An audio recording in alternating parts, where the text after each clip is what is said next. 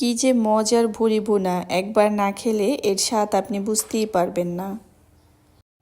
বেশি করে রসুন দিয়ে ইচ্ছে হয়েছিল ভুড়ি ভুনা খাবো, তো আসলে যেই ইচ্ছে সেই অনুযায়ী কাজ। তারপরে আর কি এরপরে কিন্তু ভুড়িগুলো পরিষ্কার করে নিজের হাতে কেটে নিয়েছি। তো ভুনা করার জন্য এখানে যে যে মশলাগুলোর দরকার হয় এটা তো আমরা সবাই জানি।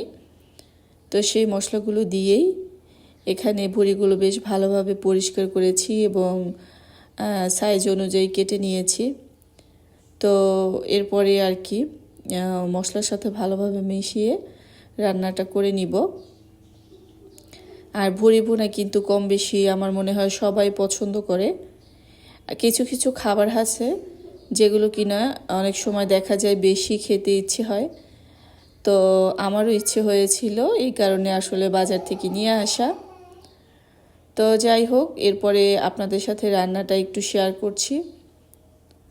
আর ভুড়ি ভুনা রান্নার পরেও আরও একটি রান্না শেয়ার করব, সেটিও দেখতে পাবেন। তো রান্না করার জন্য এখানে আমি পেঁয়াজ আর দারুচিনি একটু ভালোভাবে ভেজে নিয়েছি। এরপরে আমি মশলা একসাথে দিয়ে দিয়েছি, আদা রসুন আর জিরা একদম একসাথে পেস্ট করে, যেহেতু যেগুলো করা ছিল তো সেগুলো শেষ হয়ে গিয়েছে, তো ভাবলাম একদম ফ্রেশ মশলা দিয়েই করা হোক। তো যাই হোক, আমি কিন্তু স্ট্যান্ড ছাড়াই ভিডিওটা করছি হাতের উপর নিয়ে। তো মশলাটা খুব লাল লাল করে ভেজে নিয়েছি। তো এভাবে একটু মশলাটা বেশি ভেজে নিলে কিন্তু এর খুব সুন্দর ফ্লেভার আসে এবং খেতেও ভালো লাগে।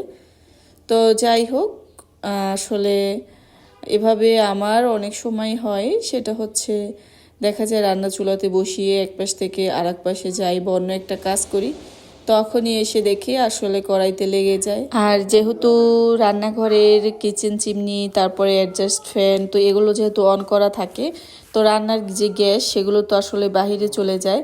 তো এই কারণে কিন্তু টের পাওয়া যায় না যে পুড়ে গিয়েছে নাকি পুড়ে নাই। তো যাই হোক, এমনিতে রান্না করলে হয়তো দেখা যায় বোঝা যেত, তো ওইগুলো অন রাখলে কিন্তু আর বোঝা যায় না।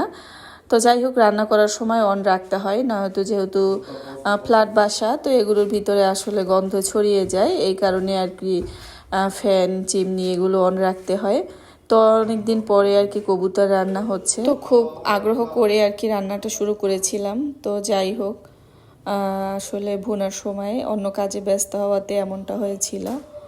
তো আসলে রান্নার সময় যদি একবার বাধা আসে তারপরে কিন্তু আর রান্না করতে ভালো লাগে না। তারপরও আর কি শেয়ার করা আপনাদের সাথে।